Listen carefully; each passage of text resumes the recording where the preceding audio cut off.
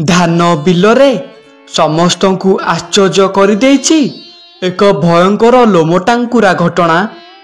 ବିଲ ମଝିରେ ଥିବା ସବୁ ଚାଷୀଙ୍କ ଭିତରେ ଆଜି ଖେଳି ଯାଇଛି କୋକୁଆର ଭୟ। ଏତେ ବଡ଼ ଗୋଟେ ଦୁର୍ଘଟଣା ଆଗରୁ କେବେ ଘଟିନଥିଲା। ଘଟଣାଟି ଆରମ୍ଭ କରିବା ଆଗରୁ ଆପଣମାନେ ଯଦି ଜଗତର ନାଥ ମହାପ୍ରଭୁ ଶ୍ରୀ ଜଗନ୍ନାଥଙ୍କୁ ମନରେ ଭକ୍ତି କରନ୍ତି, କାଳିଆକୁ ନିଜର କୁଳ ଦେବତା ବୋଲି ମାନନ୍ତି, ତାହେଲେ କମେଣ୍ଟ ବକ୍ସରେ ଜୟ ଜଗନ୍ନାଥ ଲେଖିଦିଅନ୍ତୁ। ପୁରୀ ଜିଲ୍ଲା ଅନ୍ତର୍ଗତ ବଳଭଦ୍ରପୁର ଗାଁରେ ପ୍ରଫୁଲ୍ଲ ପ୍ରଧାନ ରହୁଥିଲେ। ତାଙ୍କ ପରିବାର କହିଲେ ତିନି ପୁଅ। ବଡ଼ ପୁଅ ହେମନ୍ତ, ମଝିଆ ପୁଅ ଶରତ ଏବଂ ସାନ ପୁଅ ବସନ୍ତ। ଅଳ୍ପ ବୟସରୁ ପିଲାମାନେ ମା ଛେଉଣ୍ଡ ହେଇଯାଇଛନ୍ତି। ସେବେଠୁ ପ୍ରଫୁଲ୍ଲ ବାବୁ ପିଲାମାନଙ୍କ ପାଇଁ ମା ଆଉ ବାପା ସବୁ କିଛି ହେଇଯାଇଛନ୍ତି। ପୁଅ ତିନି ଜଣ ଯାକ ବାପାଙ୍କୁ ବହୁତ ମାନନ୍ତି। ପ୍ରଫୁଲ୍ଲ ବାବୁଙ୍କର ଭଲ ଜମିବାଡ଼ି ଅଛି। ବାପ ପୁଅ ଚାରିଜଣ ମିଶି ନିଜ ଜମିରେ ଚାଷବାସ କରନ୍ତି। ବିରି ମୁଗ ଭେଣ୍ଡି ଜହ୍ନି ଧାନ ଚାଉଳ ସବୁ ସିଜିନରେ ସେମାନେ ସବୁ ଫସଲ କରନ୍ତି। ଆଉ ସେଥିରୁ ଭଲ ଦି ପଇସା ଲାଭ ବି କରନ୍ତି। ସବୁ କିଛି ଠିକ୍ ଚାଲିଥାଏ।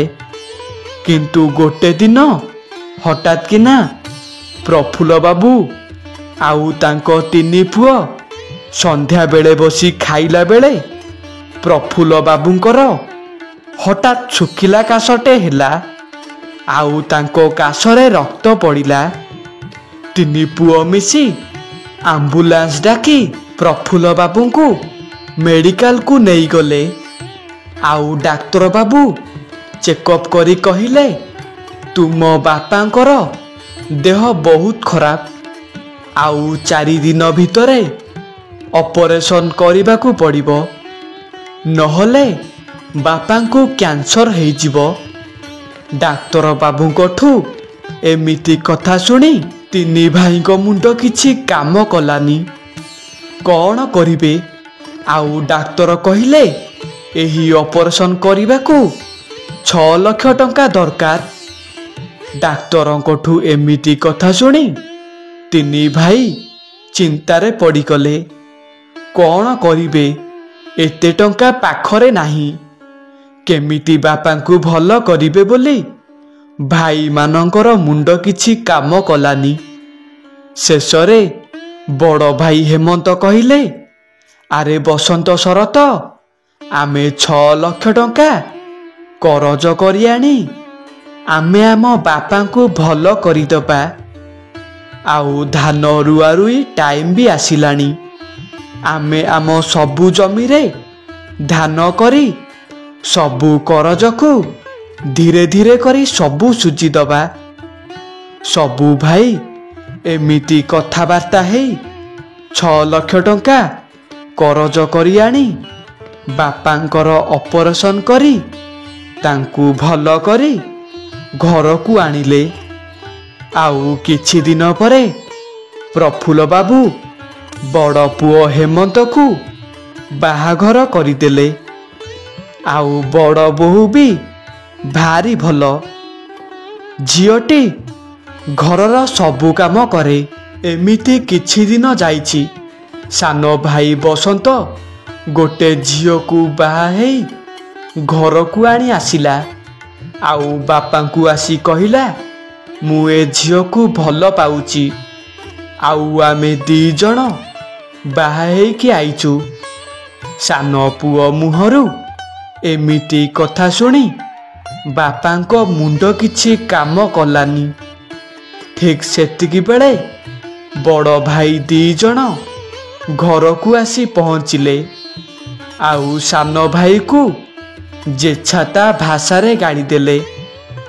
ଆଉ ପ୍ରଫୁଲ୍ଲ ବାବୁ କହିଲେ, ଆରେ କୁଳାଙ୍ଗାର, ତୋ ମୁହଁକୁ ଟିକେ ଲାଜ ନାହିଁ? ମଝିଆ ଭାଇ ଥାଉ ଥାଉ ତୁ କେମିତି ବାହା ହେଇଗଲୁ? ବଡ଼ ଭାଇ ହେମନ୍ତ କହିଲେ, ତୁରନ୍ତ ଏ ଘରୁ ଛାଡ଼ିକି ତୁ ପଳା। ଶରତ ରାଗି ଯାଇ ଚିତ୍କାର କରି କହିଲା, କାହିଁକି ଚାଲିଯିବି? ଏ ଘର କ'ଣ ଖାଲି ତୋର ନା କ'ଣ? ଏ ଘର ବାପାଙ୍କର। ଏ ଘରେ ତୋର ଯେତିକି ଅଧିକାର ଅଛି ମୋର ବି ସେତିକି ଅଛି। ମୁଁ ଏଇଠି ରହିବି। ଏମିତି ତିନି ଭାଇଙ୍କ ଭିତରେ ବହୁତ ଝାମେଲା ଲାଗିଲା। ଆଉ ତିନି ଭାଇ ମରାମରି ହବାକୁ ଗଲେ। ଏସବୁ ଦେଖି ପ୍ରଫୁଲ୍ଲ ବାବୁ ତାଙ୍କର ହଠାତ୍ କିନା ହାର୍ଟଚୋକ୍ ବାହାରିଲା। ଆଉ ସେ ଜୋରରେ ଚିତ୍କାର କରି ତଳେ ପଡ଼ିଗଲେ। ତିନି ଭାଇ ସାଙ୍ଗେ ସାଙ୍ଗେ ବାପାଙ୍କୁ ମେଡ଼ିକାଲକୁ ନେଇଗଲେ। ଆଉ ଡାକ୍ତର କହିଲେ, ଆଙ୍କର ଏବେ ଅପରେସନ୍ ହେଇଥିଲା। ଆମେ ବାରମ୍ବାର ମନା କରିଥିଲୁ ଆଙ୍କୁ ବେଶୀ ଟେନସନ୍ ଦବନି ବୋଲି। ଏବେ ଆଙ୍କ ଅବସ୍ଥା ବହୁତ ସିରିୟସ୍। ଦୁଇ ଭାଇ ମିଶି ସାନ ଭାଇକୁ ସବୁ ଦୋଷ ଦେଲେ। ଆଉ କହିଲେ, ବାପାଙ୍କର ଏ ଅବସ୍ଥା ପାଇଁ କେବଳ ତୁ ହିଁ ଦାୟୀ। ଶରତ ଭୋ ଭୋ ହୋଇ କାନ୍ଦି ପକେଇଲା। ଆଉ ବାପାଙ୍କ ଗୋଡ଼ ଧରି କହିଲା, ମୋର ଭୁଲ ହେଇଯାଇଛି ବାପା, ମୋତେ ତମେ କ୍ଷମା କରିଦିଅ। ଆଉ ସେଇ ମହାପ୍ରଭୁ ଜଗନ୍ନାଥଙ୍କ ଦୟାରୁ ମଧ୍ୟ କିଛି ଦିନ ଭିତରେ ବାପାଙ୍କ ଦେହ ଠିକ୍ ହେଇଗଲା। ଆଉ ମଝିଆ ପୁଅ ପାଇଁ ବି ପ୍ରଫୁଲ୍ଲ ବାବୁ ଗୋଟେ ଭଲ ଝିଅ ଠିକ୍ କରି ସାନ ପୁଅ ଆଉ ମଝିଆ ପୁଅର ବାହାଘର ଏକା ଦିନରେ ଭାରି ଧୁମଧାମରେ ସେ କଲେ। ପ୍ରଫୁଲ୍ଲ ବାବୁଙ୍କ ଜୀବନରେ ଘଟି ଯାଇଥିବା ସତ୍ୟ ଘଟଣାଟିଏ ଭଲ ଲାଗିଥିଲେ କମେଣ୍ଟ ବକ୍ସରେ ଜୟ ଜଗନ୍ନାଥ ଲେଖିଦିଅନ୍ତୁ।